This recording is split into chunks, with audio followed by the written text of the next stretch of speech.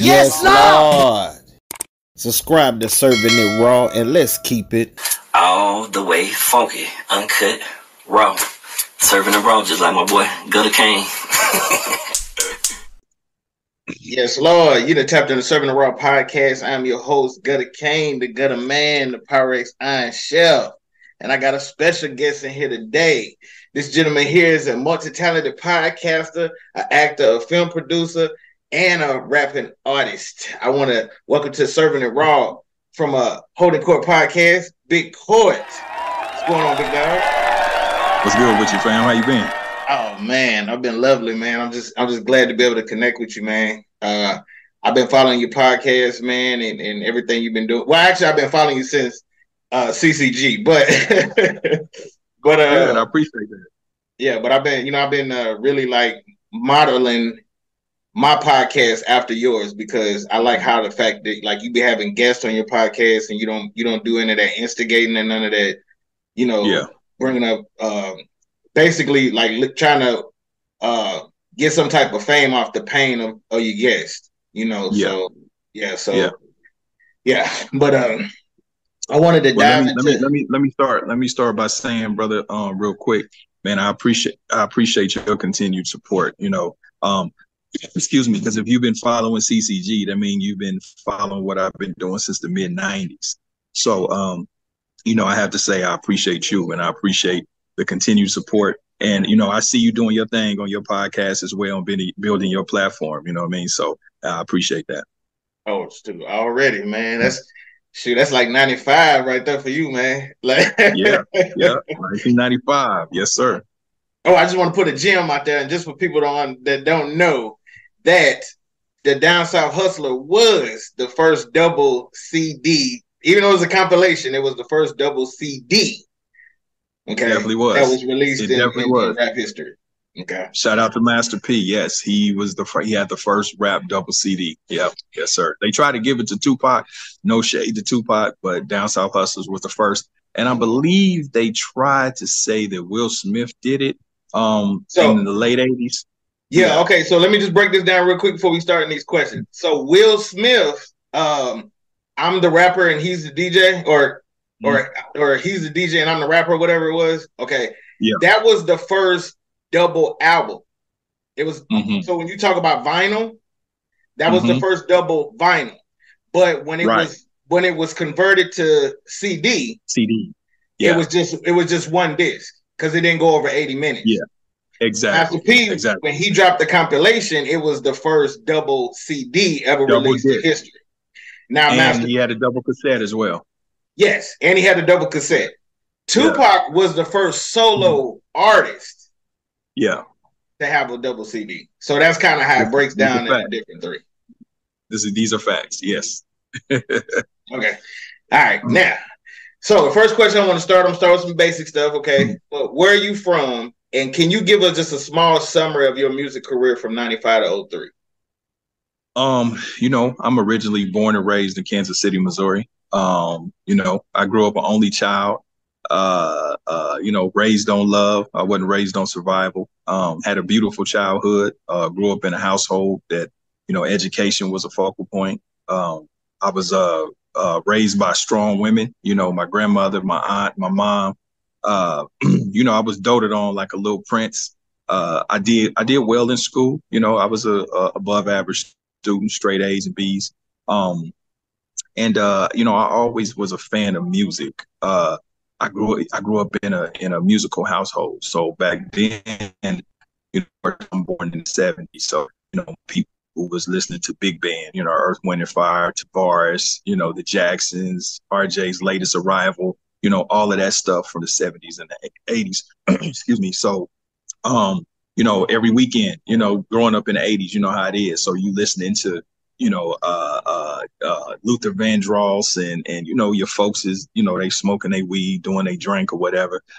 So I always, that kind of helped, I would say, shape my musical ear.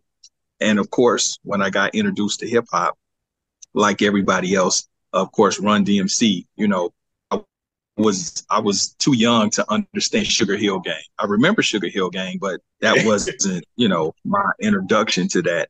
Run DMC, but it was when I heard Ice-T. Ice-T's Squeeze the Trigger, Ryan Pay's album. That was probably what really, you know what I mean, got my attention.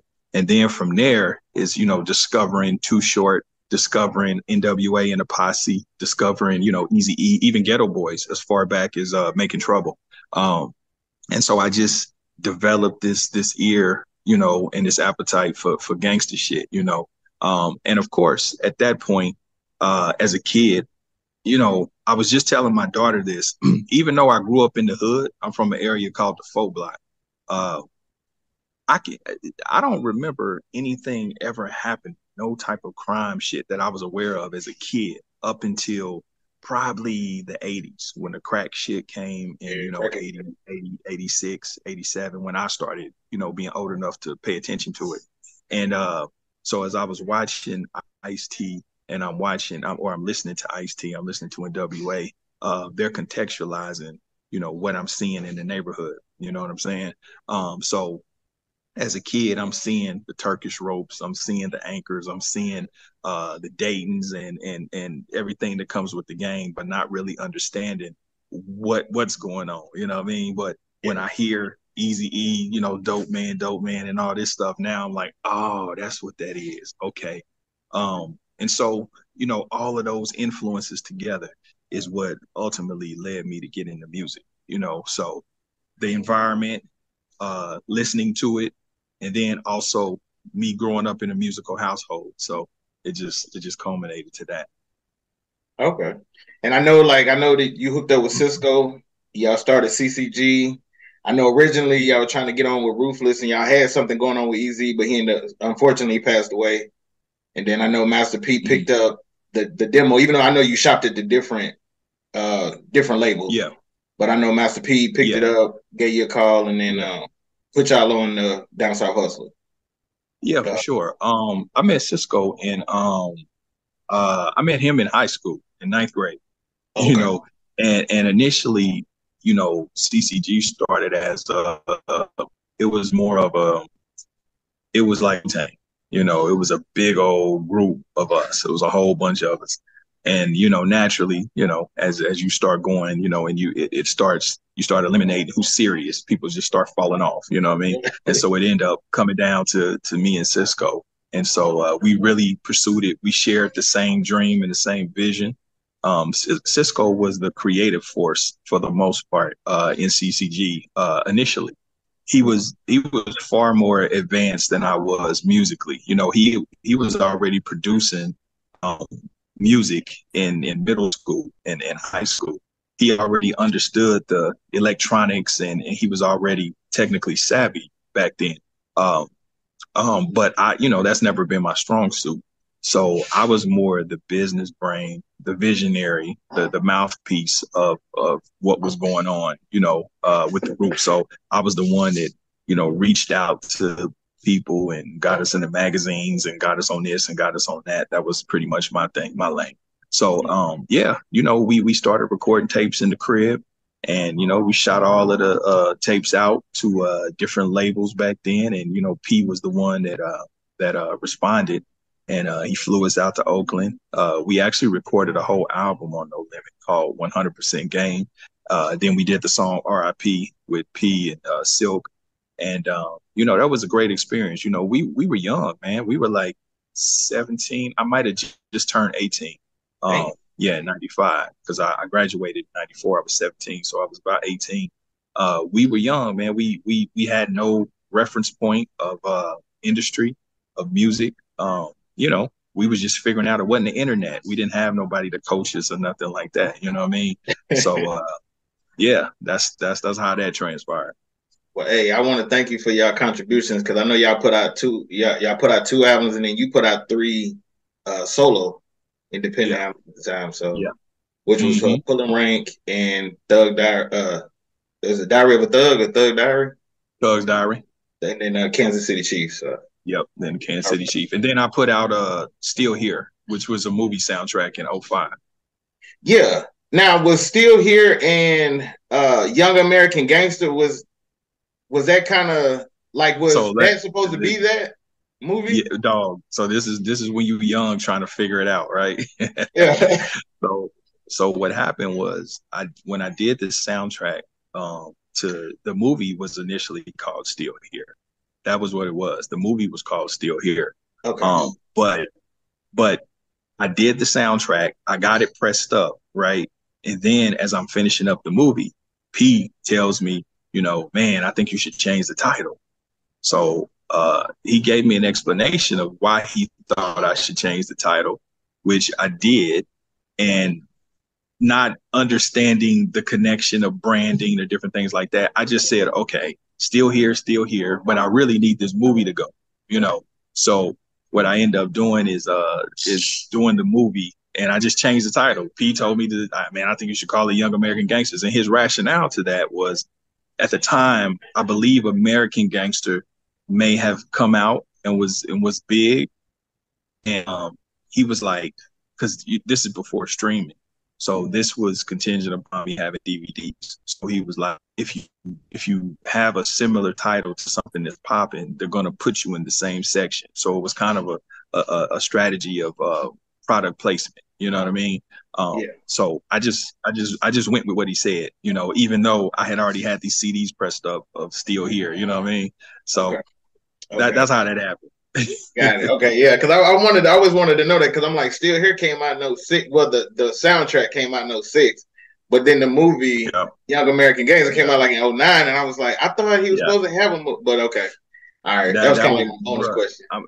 This is the thing, man, and it's funny because even with some of my favorite artists, and sometimes you watch, and you wonder why things happen, and then if you're fortunate enough to get on the inside to be like, I always wondered, like, when I had Jay Prince on the show, and I asked him, I said, Jay, now if I remember your name used to be James Smith initially. You know what I mean? I said, wasn't your name James Smith? And he said, yeah. And I said, then all of a sudden it was James Prince. And then he told me the story behind that. You know what I mean? But from the outside looking in, people still be living their lives, you know what I'm saying? And figuring out and doing what they doing. So, the thing is we just make our mistakes in front of everybody. You know what I'm saying? So, as I'm figuring out business and figuring out learning branding, I'm figuring it out. You know what I mean? Is the sound okay for you? Oh, yeah. No, everything's fine. Yeah.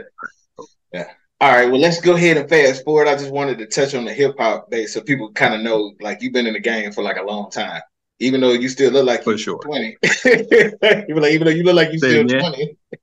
But say it again. I wanted people to know that you've been in the game for a long time, even though you still look like you're 20 years old.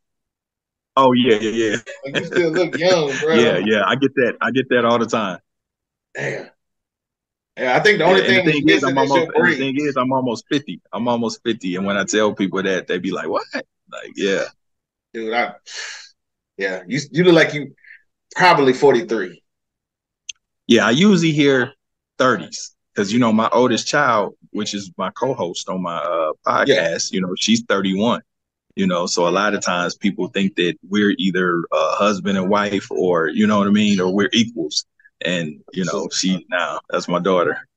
Got it. Okay. Well, shoot. What is your thoughts on the current state of hip hop?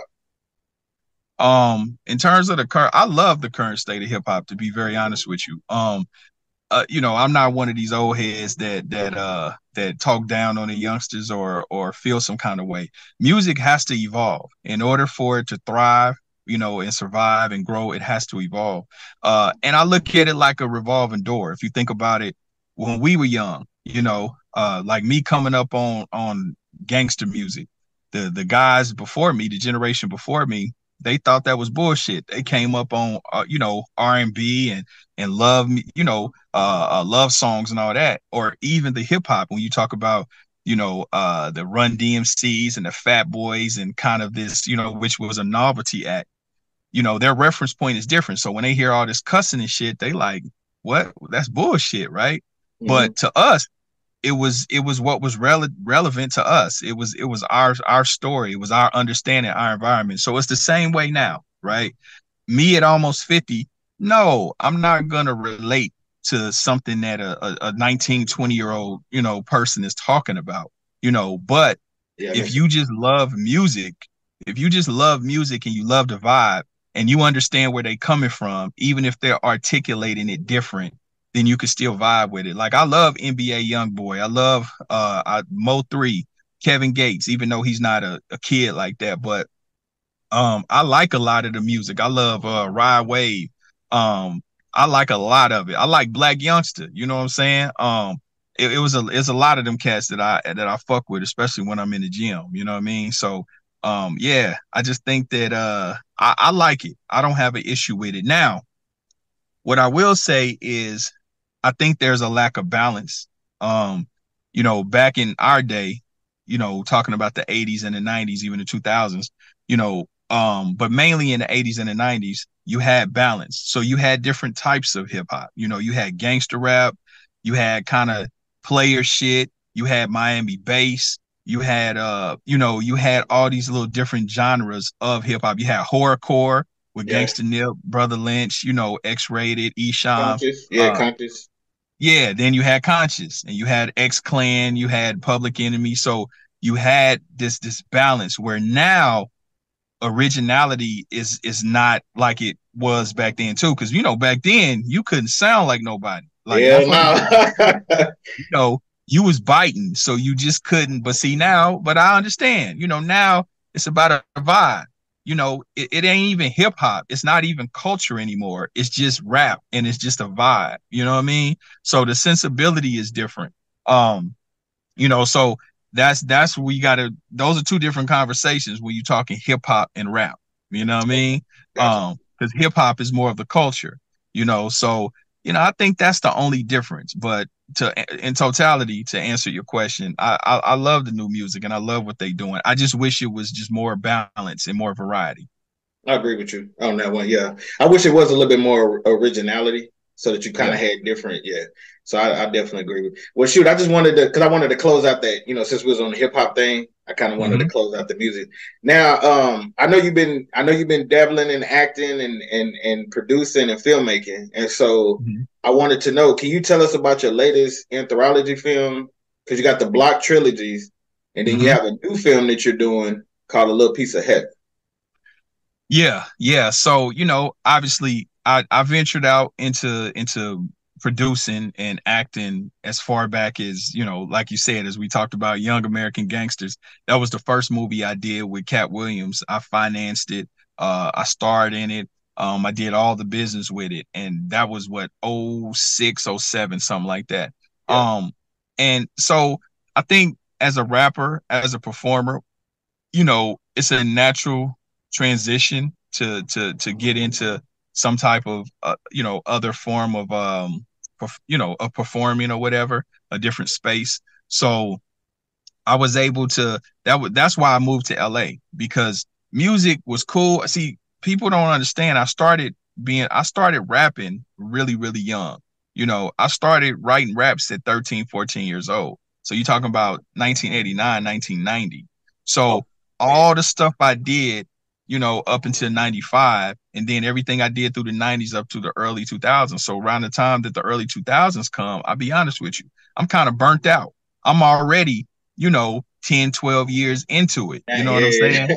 Even though I'm just in my 20s. You know what I'm saying? I'm just in my early mid 20s, but I'm kind of like, shit, I've been doing this 12, 13, 14 years at that point. So,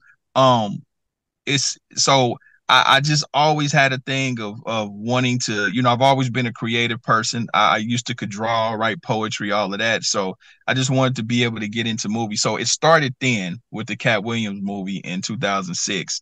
And so I've done a dozen or so movies as an actor. But of course, here recently, because of technology, the business part of it is a lot, and the production part of it is a lot simpler than it was 20 years ago, because 10, 15 years ago, we didn't have streaming.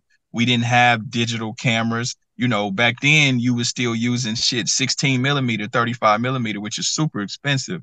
And, or you was using digital tape, which was still expensive because you had to rent the lens and you had the big ass camera. So with advancements in technology, it's been a lot easier to create content.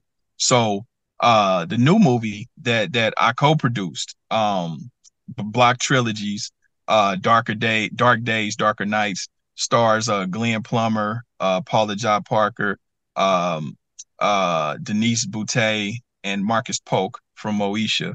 Yeah. And it's an anthology. It's super dope, super dope. And so myself and Damian Smith, he wrote it and directed. Myself and Big Steel from Gangster Chronicles, we pulled all our stuff together, and everybody played their position to bring it to life. So it just hit Tubi. By the time, I don't know when this interview come out, but it just literally hit Tubi, and it's already going crazy, already on fire. And Glenn Plummer did his thing, bro. He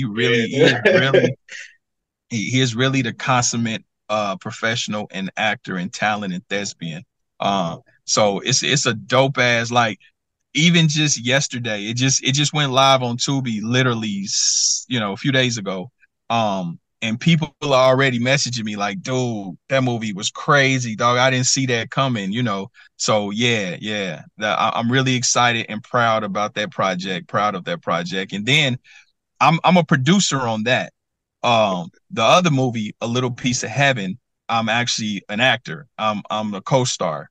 Okay. So it's myself, Travis Cure from The Oval, Jasmine Lewis from Barbershop, and Lisa Wu from Housewives, and Rashawn Ali from, I think, TV1, or she's on one of them reality shows. But yeah, it's super dope. It's a dramedy, kind of a romantic dramedy. And I play a vindictive, toxic ex-husband, you know what I'm saying? I'm excited for people to see me in that role. And this will be coming out on All Black. It's We TV All Black. So yeah, that'll be coming out. It'll be soon, probably in the next few months, you'll see it. So that's what I have right now that's coming out. I have another movie. I don't know why the title escapes me, but there's another movie I have that's coming out, but yeah. Okay. Now, do you prefer like doing movies or more rap? No.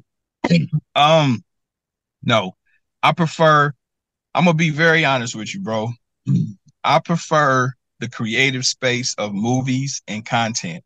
Okay. Music, even though I will forever be a fan of music, now, I don't want to be disrespectful and I don't want to ruffle feathers, though I am a fan of the new music.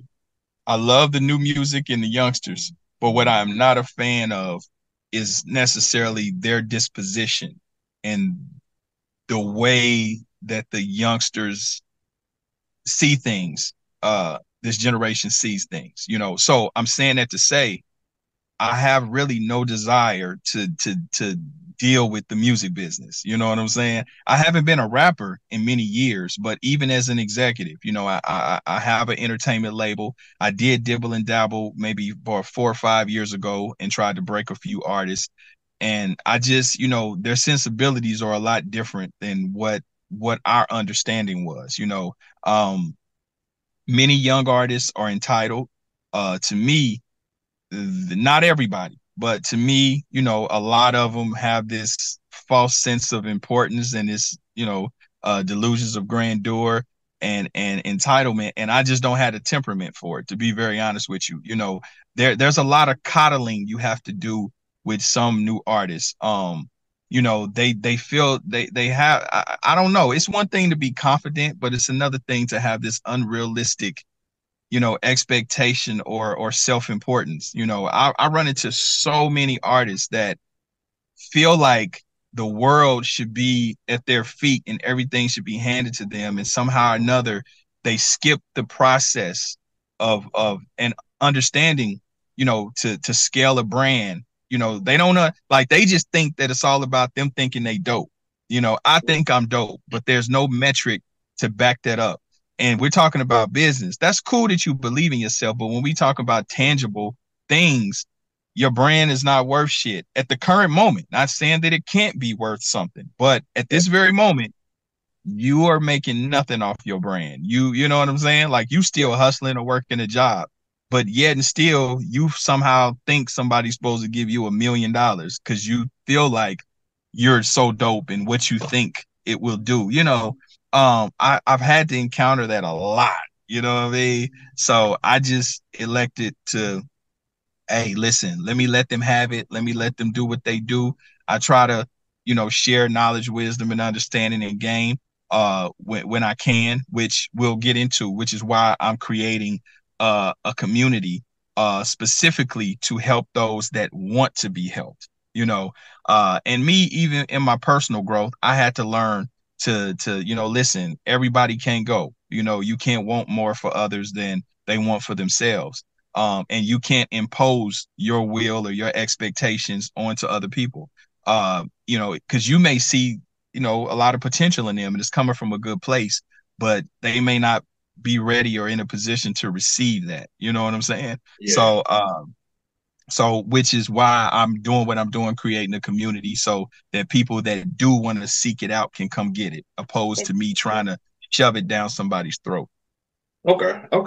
Yeah, I'm gonna get to that community. I know you got a lot of you got some stuff going on. But I was like, I'm excited about it because I'm like, damn, I'm like he's touching a lot of bases. But it seemed like you're more focused on the filmmaking and obviously the podcast, which brings me to the podcast because I wanted to know how did you create the Holdin Court podcast as well as land the deal with Revolt? Because I mean, you've only had the podcast for about 2.5 years. Yep. You and Ken. And then shout out to Ken. Yep. Shout out to producer Ken. Yep. Yeah. But y'all were able to, you put out like 800 something videos, you got like 108 something subscribers. Then I saw y'all transitioned it over to Tubi TV and then y'all landed the deal with Revolt. So how's all that going for you? You know what? I can be honest with you, bro. I am enjoying the journey. I wholeheartedly enjoy producing content. I enjoy producing the podcast. I started the podcast because I say probably about 5 or 6 years ago, I had a show with Master P called Doing the Most, and we had it on Playboy Radio. That was the radio, right? Yeah, no, it was visual. It was a visual show. It was visual. So, okay. Yeah. It was kind of like Howard Stern, in a sense. But podcast, but Howard Stern. It was, Howard Stern mixed with Drink Champs without the liquor, but it was wild. It was turned up.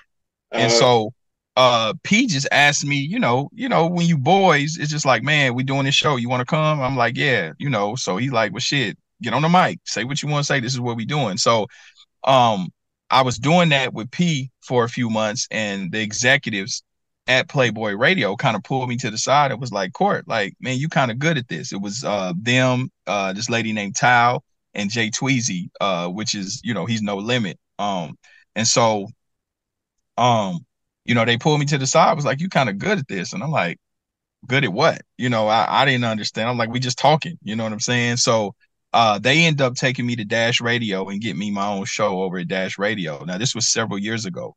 I had no concept of the business of radio or content or any of that. I just knew how to get on camera and I knew how to talk, right? So I did that for a few months. I couldn't figure out how to monetize it, so I put it down. So during COVID, during the shutdown, everybody's sitting still. Then I really started paying attention to YouTube. I started watching Gangster Chronicles, Drink Champs, Boss Talk, all of them. Vlad, I'm really watching them, and I never really had before.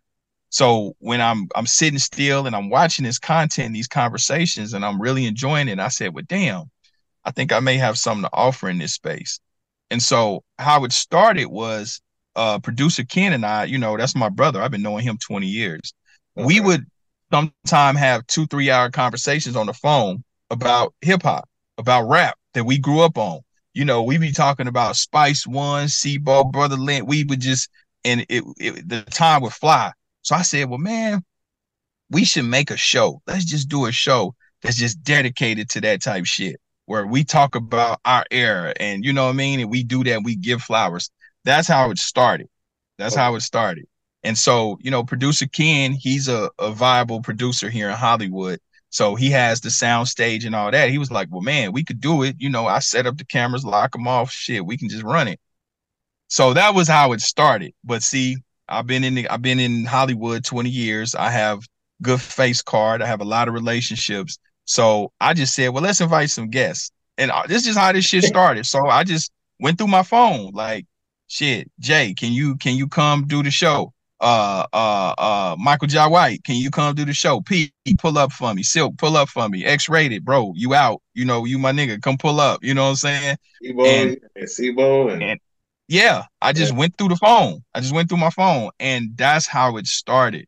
And everybody, you know, everybody showed up that I asked to show up, you know, which I appreciate everyone. So I'm saying that to say how we started wasn't necessarily, you know, what we had in mind is not necessarily what, you know, how it started. And it grew and it morphed to what you see today. And we're still growing, you know, we're still evolving and changing and tweaking and pivoting, you know what I'm saying? So yeah, and I've been enjoying it, bro. I literally enjoyed the best satisfaction for me, bro, is, you know, I travel, you know, all the time. And even here in LA, you know, when I go places and people recognize me, because the thing is, the power of social media is crazy.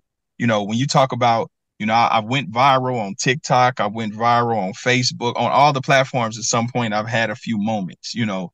And so I was talking with Ice-T one day, and I was like, man, it's crazy. I said, because, you know, I go places, and I was like, about 6 times out of 10, no matter where I go, somebody recognizes me. And I was like, I don't even got that many, you know, my ecosystem of people that follow me is only about 300,000-400,000. So it's not like I got millions of followers.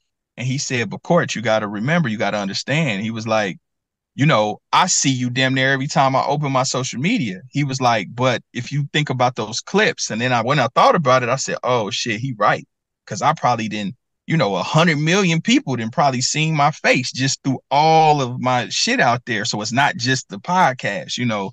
And so, but what's very satisfying and gratifying is when people come up to me and they say, man, I love how you represent the culture. You know, you make us look good. I love how, you know, you do this. I love what direction is going in. You make us look good. And that was what I did set out to do. My intentions were to create a platform that balanced, you know, as I spoke about in hip hop and rap, the balance, bringing balance to this space, because I didn't want to be exploitive. I understand there's a place for controversy. There's a place for all of that. I'm not even saying that those things shouldn't be there, but you know, I don't always just want to glorify, you know, our wretchedness and our low points. You know what I'm saying? And it's cool. We can talk about them. We can be authentic about, you know, our drugs, going to jail, gang banging. We can be authentic about those things, but I like to go a step further to peel the layers back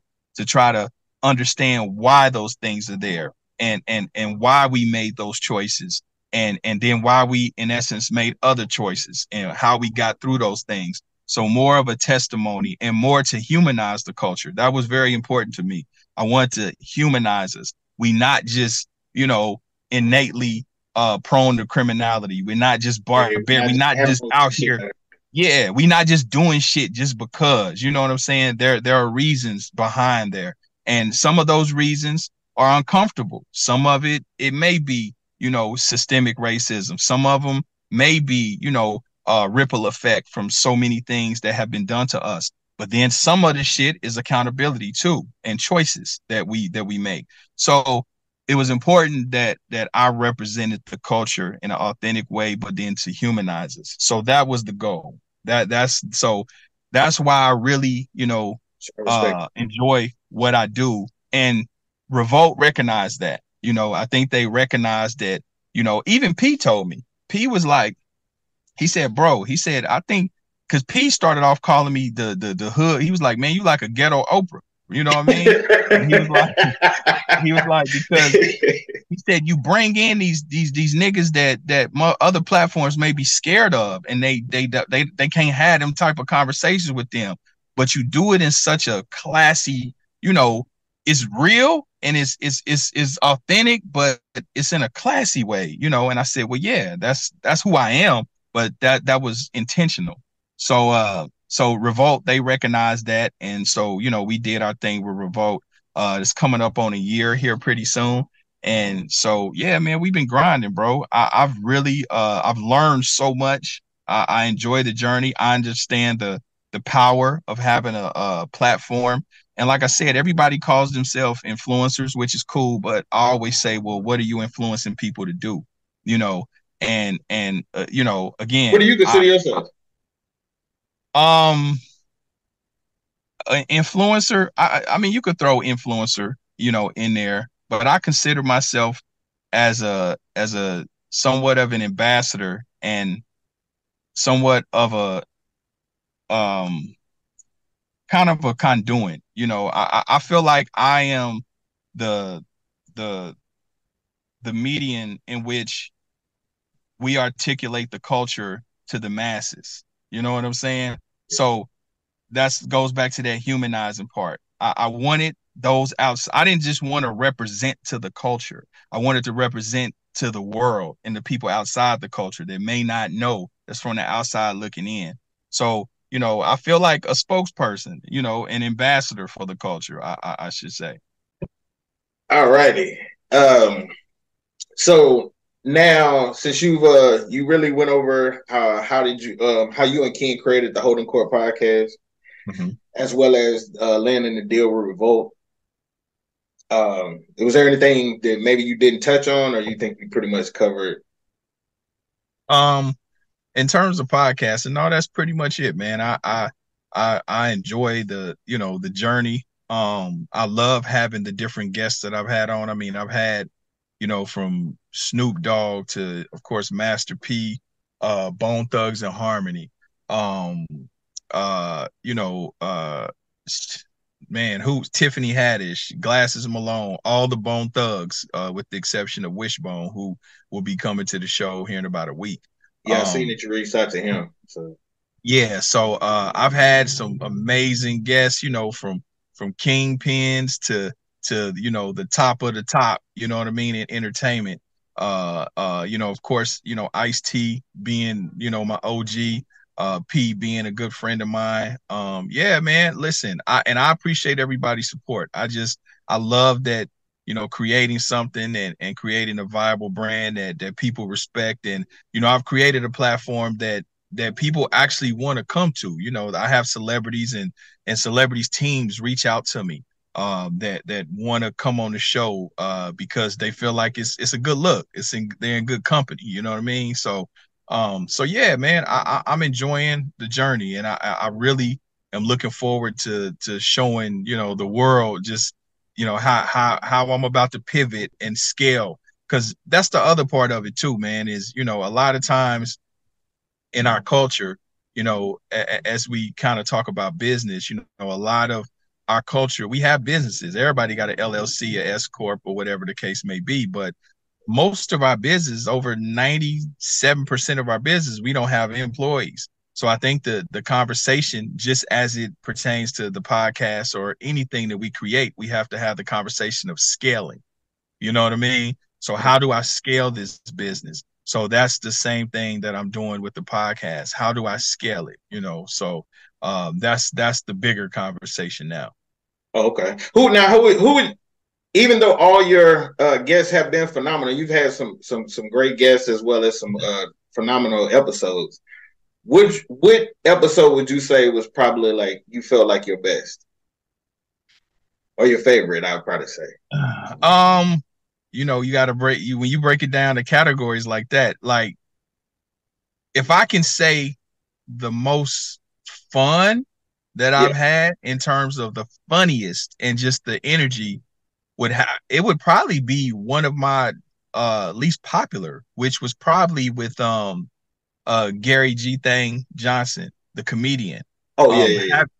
Having him on the show, man, dude is like, he was funny, bro, like all through. It was hilarious.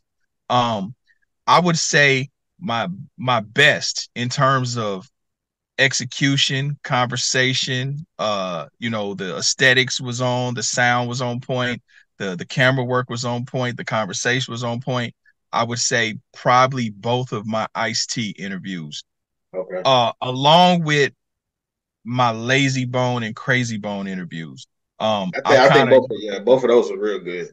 Yeah, thank you. Appreciate that. The Bone fans have kind of ordained me, the Bone interviewer. You know what I'm saying? Like I'm the assigned Bone interviewer. So those were on point, in terms of just because you know how it is, man. We can go in and thinking, okay, I'm gonna say this, I'm gonna say this, I'm gonna say this, and then you forget some, and then you like, fuck.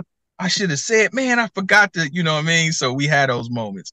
I did that with Sugar T just the other day. I mean, when I finished with her, yeah. Even if we make notes, we'll make notes to ourselves and still somehow or another miss something we wanted to ask or say. But so I'll say those, both my Ice-T's, my Lazy Bone, Crazy Bone, and yeah. Okay. Hey, I remember you said earlier when you said "Squeeze the Trigger" you said is that your favorite song from Ice-T? Not my favorite song. That was my introduction to Ice-T and gangster rap. First gangster rap record I ever heard. My favorite Ice-T song, it would, that's hard, but I would probably say "Peel the Caps Back." Okay. From Iceberg, the Iceberg album. Okay, because I don't think people know that "Squeeze the Trigger" song. That's what Rocket was listening to. Huh? So you remember in Colors? Yeah. In the chair. Yep. That's what he would listen to in the background. I know a lot of people probably didn't know that. Yep, that's a fact. Yep. Yeah. All right, well, shoot, let's go ahead and touch on some of this community works that you got going on. So, can you give me a little bit of insight on what you got going on with the new community, the Legacy Builders? Yeah. So, what again, kind of pivoting off of building off of what I just said in terms of scaling, with the Holdin Court podcast, man, I've had so many people, reach out to me in different ways, email, messages, comments, and they tend to want to know more. They I have people ask about mentorship, they ask about business, especially healthy living, working out, different things like that. People want to get into entertainment. They want to, they ask me an array of questions, and most of those questions are in my wheelhouse of things that I actually do. I created a multi-million-dollar real estate portfolio when I was 19 years old. I've created other businesses even outside of entertainment. Education has changed over the years. And what I mean by that is me being born in 76, my parents, they equipped us and they taught us how to maneuver in a world that pretty much doesn't exist anymore. So we were taught, go to college, get a trade, get a job, do that. We weren't taught entrepreneurship. The way that we were educated was through, going to school. Well, things have changed. Now, people are more prone to do peer-to-peer educating. More it's about the experience. You know what I'm saying? Education can get you education, but education can't get you experience. But experience can yield education. You know what I mean? Yeah. So now people are there's value there. A lot of people reach out to me, and I want to be able to serve that community. So what I've been working on, we created the Legacy Builders. I expanded my team, headed by my daughter, Rachel Renee. She's expanded my brand team, and we brought in, all when I tell you, I have experts, and all of them are old enough to be my kids. You know what I mean? To help build and scale this new community called Legacy Builders, where what we will be doing is we will, in essence, so we still have the Holdin Court podcast. That's the entertainment part of it. So now in this new community, I'll be bringing in your Grant Cardones, your Robert Smiths, your business people, your experts in these different arenas to share different, more intimate information. You know what I'm saying? So, I may have Grant Cardone on the Holdin Court podcast, and that's the entertainment part of it. But then over here, it may be 20, 30 minutes of really intense conversation about how to really build a business, scale a business, sustainability. It may be, me really showing, the diet part of working out. And it's really my money motivation. What I consider myself, because a lot of people have always said, man, have you thought about being a mentor? You thought about doing that? And in essence, what I pretty much share with people is my experiences, not knowledge, wisdom, but also it's kind of like, I'm kind of more of a mental strategist. It's more about mental strategies. So because that's what it starts with. Success really starts from how you look at things, your perception of things. I come from the hood, bro. It was many of my peers had more talent than me, were smarter than me, better looking than me, whatever, right?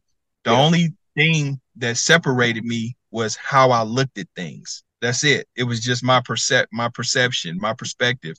But then also discipline, consistency. It's these other things that are, those things lead to success, because you don't always have the answers. But when you have discipline and when you have the consistency and you have the perspective, you will go seek out the information that you need in order to implement that to be successful. And then it's a community of support, so now we have all the resources. I have the people with business funding, the people that know all the programs that are friendly toward the community banking programs that are friendly toward minority businesses. I have the people that have the best, diet plans for losing weight. I have the people, so all of these things, I can get the record execs to come into my community and actually tell up and coming artists what they should be doing and what they should not be doing. You know what I mean?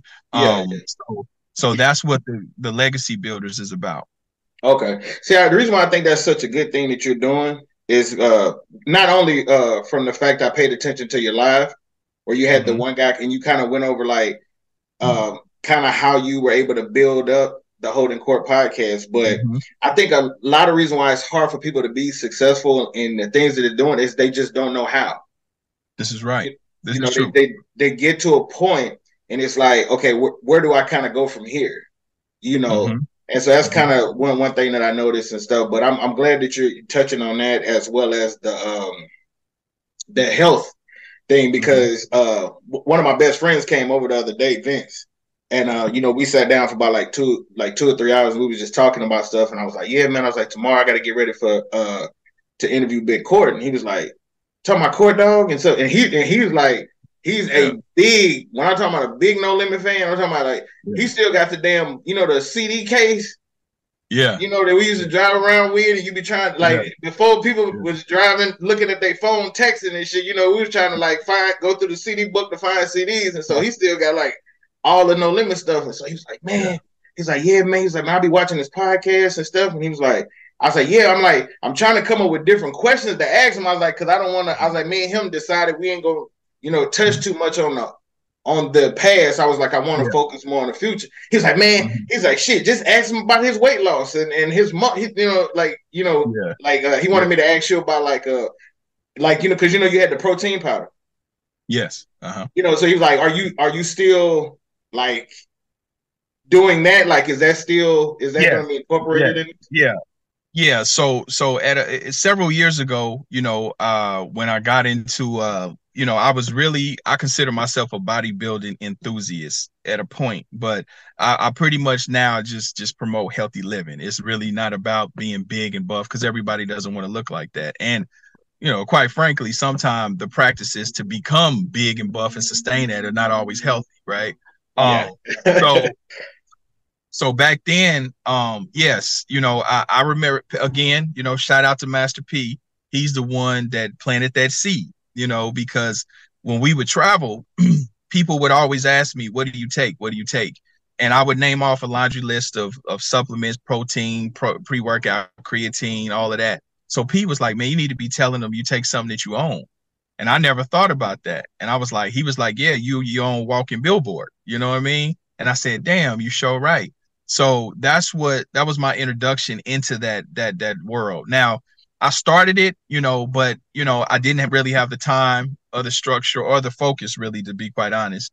And so now we are going back to, now that I have help and my daughter is kind of overseeing a lot of different things, and as well as the team, we are going to bring back the supplements, into our healthy living component of the brand.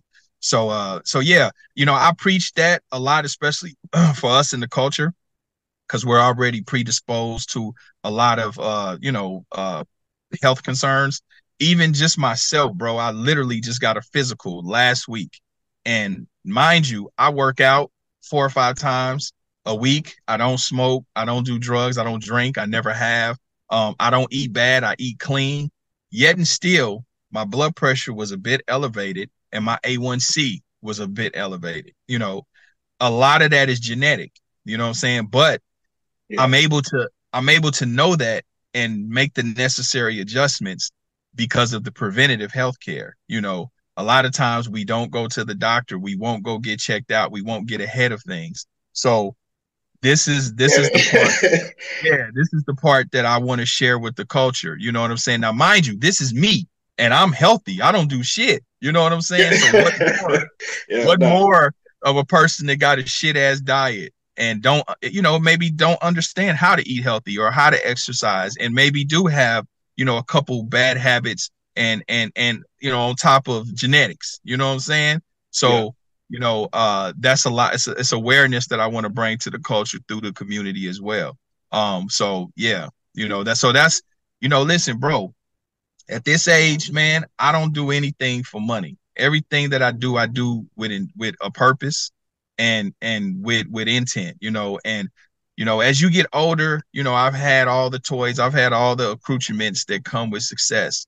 At the end of the day, nobody remembers that. When you talk about building a legacy, people don't remember, the car that you had, the jewelry you had, all of that. People remember how you made them feel. So when you talk about leaving a legacy, it's really about, leaving something meaningful, being able to really touch somebody's life, sometime in the smallest of ways, whether it's giving them a piece of information that they were able to take and build off of, or possibly saving somebody's life because you inspired them to go get a physical and come to find out they was damn near about to stroke out, or they had, issues that could be addressed with diet and exercise and a few tweaks, but would inevitably would have killed them. You know what I'm saying?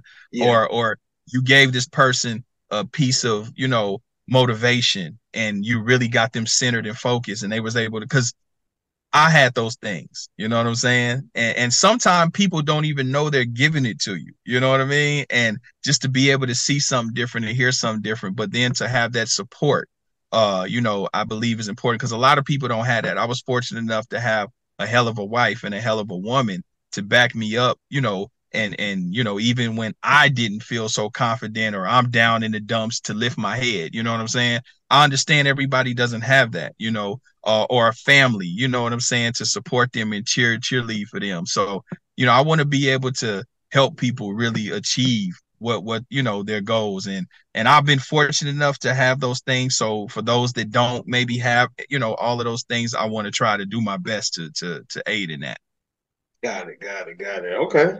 Hey man, big ups to you, brother, man. Like I mean, like I said, what you're doing is phenomenal, and I'm like I said, I'm an example of paying attention to the steps that you taking, and and I just want to, no shot at nobody, but for people to think or even feel like you're an assistant to Master P is a form of disrespect. People need to understand that you and Master P are a partnership. Y'all are brothers, and I've seen how he's not only giving you game, he's giving other people game. But I mean, his start process, as you've explained a few different times, like that question about, hey, why don't you speak on my stuff that you're using, like that you actually own. Mm-hmm. And it's like, that's not a question that we normally ask ourselves. Like people go out a lot of times and we go and get these Michael Kors and and Chanel's and stuff like that, but it's like we never think like, why don't we get our own damn brand, something like that. So Yeah, so and I can just see like that same type of thought process and that hustle is in you as well. You know, Yeah, so, absolutely. And listen, you know, where you assemble is what you resemble. You know what I'm saying? The people that you are around are a reflection of you and where your mentality is and where you are in life. And fortunate enough, we attract what we think about. All my friends or associates or close what I would, or even say my OGs and people that I get game from are all successful. Well, you talk about your Master P's, your Ice T's, your Jay Prince's, your Michael J. Whites. These are all people, and mainly, Ice T, Master P, even Michael J. White. These are people that are, I can call on the phone and get some advice from, and these are people in their own lane, in their own rights, that are highly successful, so yeah, and I understand. Listen, I understand how sometimes there's a disconnect with my relationship with P, because depending on who you ask and depending on who knows the history, you know what I'm saying? And because I haven't been an artist for so long, people would automatically assume that I was P's bodyguard, just because I look how I look. I just happen to be in shape.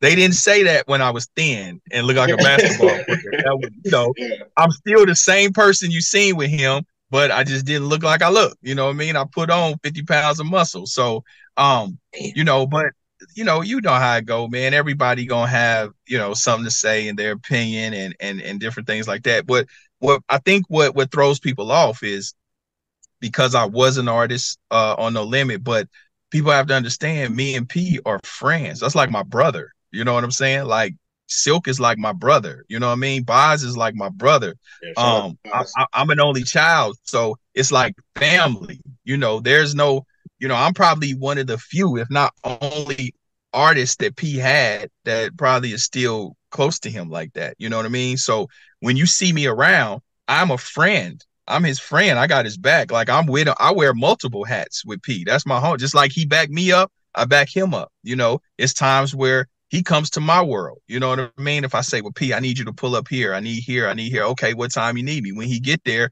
he's there for what I need him for. You know what I'm saying? So that's reciprocated. So that's just a brotherhood. You know what I mean? And so people have asked that, like, damn, I always see you with him. What do you do? Listen, every boss, has a what they call a concierge. You have somebody that's gonna keep it concierge. You're gonna have somebody that's gonna keep it 1,000 with you. Somebody that you can bounce your thoughts of. Somebody who can give you honest feedback. Who's not gonna yes man you. Who's not gonna tell you what you want to hear, but they're gonna tell you what it is. And if you fucking up, they're gonna pull your coattail to it.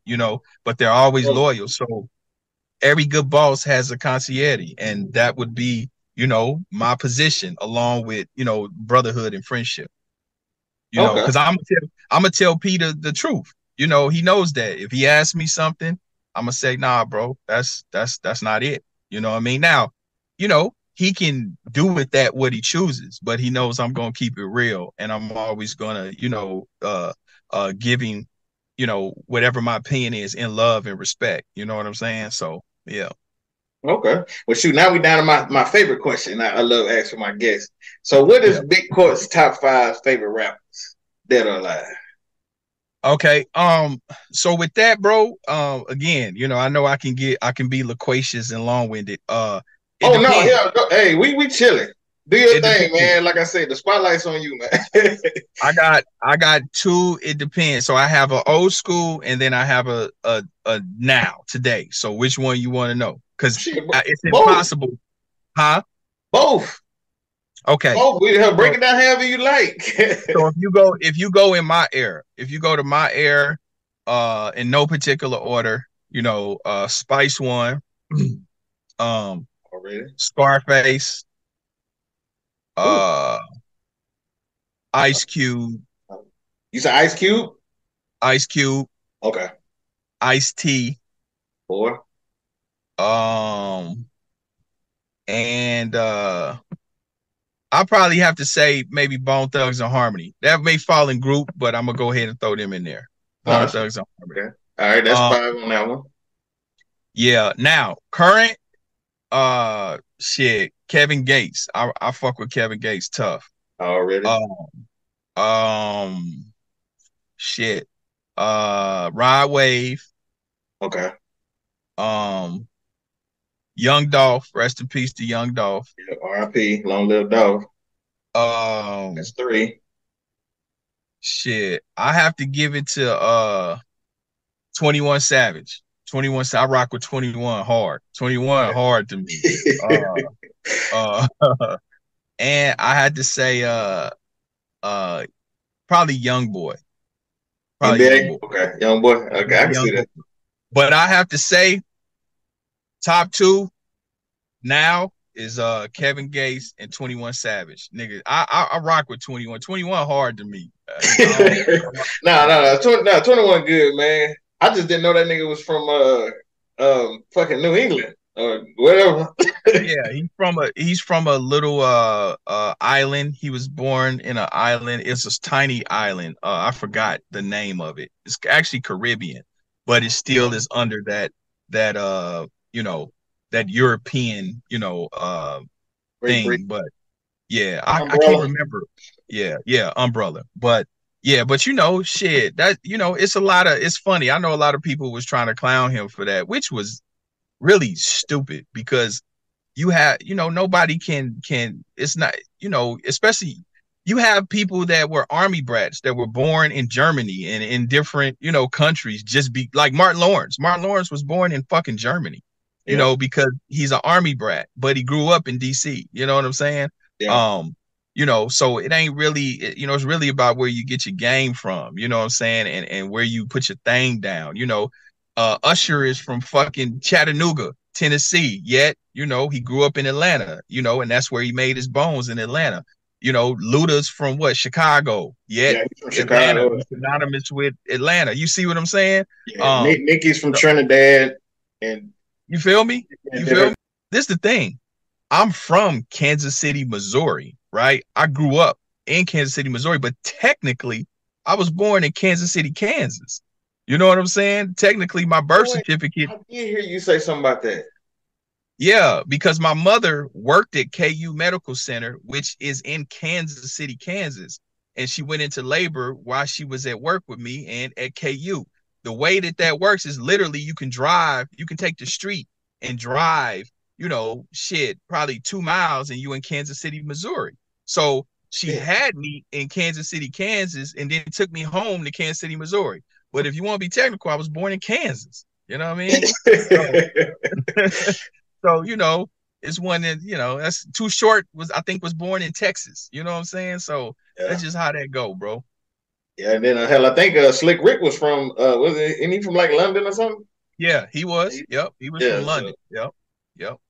So, all right. Well, hey, so looking back at your career so far, I mean, I know you still got a ton of steps still going, but what do you consider your most significant achievement, and what are your goals for the future?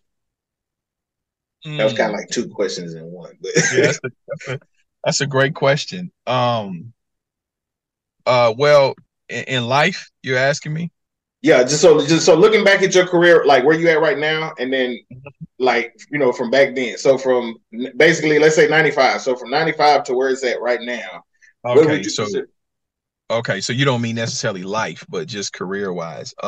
Yeah, career wise. Man, it's been so many. You know what? I learned. Let me say this: I learned more in failure than I ever have in victory. And that's I hope that don't go over their head, right? It probably will, but I've had some exhilarating highs and some devastating lows, you know what I mean?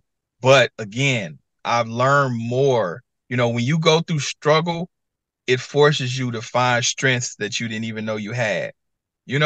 So to be honest with you, I almost have to celebrate and acknowledge my failures more so than my victories, because I learn more in those failures, and those failures force me to level up. You know what I'm saying? So Okay, well, hold on. Well, let's change the narrative then. So, Yeah. what would be your worst failure? Yeah.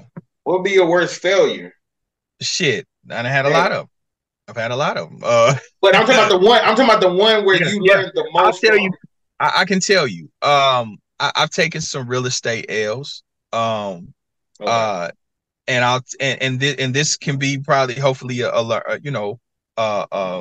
learning point for someone else. What I learned was, that was one of the few times where I had saw the value in being educated. I'm not formally educated in anything that I've been successful at. I graduated high school, but I just showed up. Anything that I've won at, I just showed up and I learned just from experience. So what I did that I learned that basically education was key. Knowledge is key. I've taken L's because I didn't have the information, and it was nobody's fault. It was nobody's fault but my own. And it could have been so easy for me to blame other people and point fingers. But at the end of the day, it was on me for not having the information, So, so that was, I think, taking my real estate L's, and they were due to me just not having the information, just not understanding how to, I built myself to a level of business that I just didn't have the information and I wasn't equipped for, education wise, and got my ass handed to me. Now I got that lesson through the failure. Then I got it. You know what I'm saying? It was like, okay, that won't happen again. You know what I'm saying? So it's more real estate, and I won't say, let me say this. I won't say this is a regret, but a cautionary tale to anyone else, a youngster that could be watching this. So, many people ask me about our No Limit situation, why our album never came out on No Limit. A lot of that had to do with, you got to think, we're kids. Me and Cisco are 18 years old. We're from Kansas City. We have no reference point of business or how to navigate this situation. We don't. This is before social media. This is before everybody swear they was a label head and understood business and all of that, right? Mm-hmm. P and my homeboy Cisco, they just didn't like each other. Just plain and simple. They did not like each other the minute they met. Which made it difficult for me, of course, me coming from gang culture and just me being a solid motherfucker, it put me in the middle. So I maybe would have made different choices, back then, but you got to think it's an 18-year-old mind, you know what I'm saying? So I would have put business first, you know what I'm saying? And not necessarily. And it's not about compromising your integrity or anything like that. It's about really just getting the business done. You know what I'm saying? So other than that, just learning how to navigate systems and having the information to navigate systems, and that came from a lack of knowledge and information as well. You know what I'm saying? So, most of my L's have come from the lack of information. That's just the reality of it. Okay. All right. Well, shoot, when we closing out, but I want to I want to say from not just Serving the Raw, but from Gutter Kane to Big Court, I appreciate everything that you have done and everything that you have contributed, not only to hip hop, but just to business and entrepreneurship and just the success as a whole. But I want to be one of the people to give you your flowers, because I think a lot of stuff that you're doing, as well as community, whether it's with the legacy builders or with the podcasts or with the films, I think you're doing a phenomenal job, man. And like Thank I said, you, it gives people like us a lot of hope and motivation, to push our own platforms. So yeah, I appreciate that. Thank you, brother. I appreciate that. And I tell everybody out there, man, continue, doing what you do. Do what you love. I tell people, don't be a paper chaser, be a purpose chaser. You know what I'm saying? Because Ooh, yeah, at the end of the day, chasing money really only applies in the street because that's all it is. But you know, if you're going to be truly great at something, you know, you do what you love, and the money will come. It will come. You know what I mean? But just find your purpose and stick with that. Um, and you know, again, you know that, and these are the things that I'm trying to, you know, bring to the culture and empower the culture. Which the other thing in closing is, you know, myself and Willie D of the Ghetto Boys and Big Steel of Gangster Chronicles, we've come together to create a network, a streaming network called Code TV. It'll be a streaming network like Tubi, and it'll also be an OTT platform, which is called Over the Top. So it'll be an app as well, and we will have, you know, original content on that platform. So this is kind of in response to, you know, the thing kind of going on with Tubi. You know, you kind of have a little bit of gentrifying and gentrification of content over at Tubi, being that they were, you know, they were bought by Fox a couple years ago, but they've been moving the goalposts in terms of acquiring content. So you have a lot of displaced content creators because they're making it more difficult for movies to be accepted on there, you know. So they kind of use the cheap content, kind of like they did at the CW. They use the cheap content to build up the database, and then they switch up. So, you know, we're creating Code TV as kind of a, you know, an answer to that. So now, you know, we'll be a place that nurtures content creators, not just Black content creators, all content creators, you know, and Yeah, all we need people. that. We need that. Yeah, We need yeah. that. So that's, so Code TV will serve as that new platform to pick up where Tubi left off. And also, you know, coming with our content as well. We'll have our own original programming. We already have some shows. You know, we have a show called Culture Shock.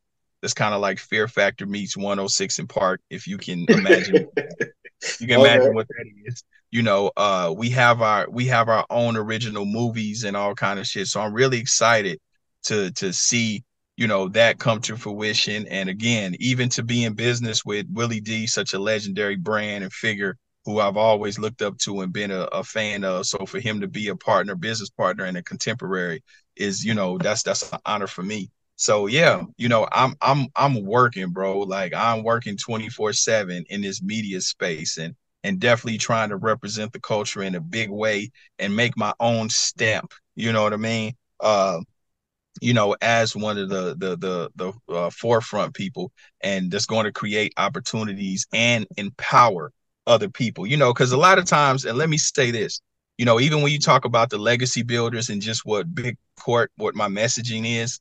Yeah. See, I'm not. We always talk about generational wealth. Okay. The truth of the matter is that sounds good. It sounds good, and the reality of it is most people will never realize that. And I'm not being pessimistic, just being realistic, right? And when you talk about wealth, real wealth, right? Most people are not going to achieve that. What the conversation should be about is generational pavement. And what I mean by generational pavement is, sure, we could, you know, build things and we could make sure that the next generation has a leg up and they're further, but it's really our duty to educate them and empower them to take it further than what we have, you know, because without the information, listen, you could build wealth. I could get wealthy tomorrow. And I understand it's the difference between rich and wealthy, right? I've been nigger rich most of my life. It's a big difference, right? So I could get wealthy. If I don't educate and empower my kids or the next generation, you know what I mean? Yeah. Motherfuckers is going to be right back at, you know, at square one. Their kids square one, right? One. Yeah. So I think it's more important to place emphasis on generational pavement and educating and making sure they take it further, you know. And again, I don't want to mince my words and make it seem like I'm saying, well, oh, so you don't leave nothing, don't. That's not what I'm saying. But you're the chances of you know, building something and creating something to give your kids a leg up and them take it further, a leg up and so forth, those chances are far greater than you building $100-200 million company. You know what I'm saying? Yeah. So I think that has to be the focus point. Okay. Well, hey, thank you for taking the time up. You know what I'm saying? Is there how my listeners can find you on social media? Oh yeah. So man, you can follow me on IG at I am Big Court. Subscribe, like, and comment to the Holdin Court podcast. And again, stay close to me, follow me, pay attention, because again, I'm going to be giving information about my new community, Legacy Builders. I go live on all my platforms Monday, Wednesday, and Friday, every Monday, Wednesday, and Friday, exclusive content, and we'll be giving you further information about how to really tie in with the Legacy Builders. Code TV coming soon. You know, my movie's coming soon. So yeah, man, I'm grinding, I'm working. All righty. Well, hey, thank you for taking the time, man, and I will stay tapped in with you. Just make sure to coke fire.